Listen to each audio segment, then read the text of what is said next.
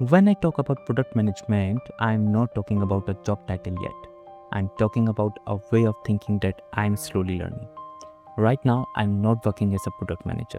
I'm a learner.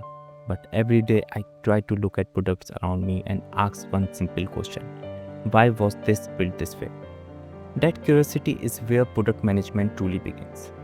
As I observe more, I realize that every product lives in three different worlds at the same time. There is a world of the user where people struggle with real problems. Then there is the world of the business, which must make money to survive. And finally, there is the world of technology, which decides what is realistically possible. The moment even one of these worlds is ignored, the product starts breaking. That is why I train myself to constantly ask, do users really need this? Will it help the business grow? And can it actually be built? Once this thinking settles in, something interesting happens. I stop thinking about features. Instead of asking, what should we build next, I begin asking, what is the most painful problem the user is facing right now?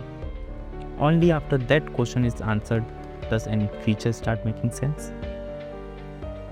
For example, when I look at an online learning app, I notice that many users leave after just 1 week. My first instinct is to say, let's add more videos. But then I pause. Why are they leaving? Slowly, the real picture appears. The content feels overwhelming.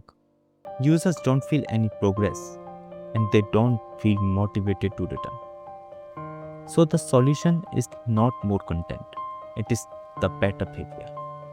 That is why daily goals, progress levels, and simple rewards suddenly feel more powerful than hundreds of new videos. As I connect these dots, I also begin to see a natural loop in how products should be built. First, you discover problems by listening, then, you define the most painful one. After that, you imagine the simplest solution. Build it, launch it, measure the results, and repeat. Even though I am not working in the role yet, I practice this loop mentally every time I use an app. And when I study real companies, I realize they all follow this thinking without calling it anything fancy. Instagram created stories because people were afraid to post too often. Swiggy added live tracking because customers felt anxious after ordering. Amazon built one-click purchase because people were leaving during checkout. Netflix built recommendations because too much content was confusing. Different products, same thinking. At this stage in my journey, I am not writing code, designing screens, or managing teams. What I am really learning is how to ask better questions, how to notice bad ideas early, and how to protect the user experience in my own thinking.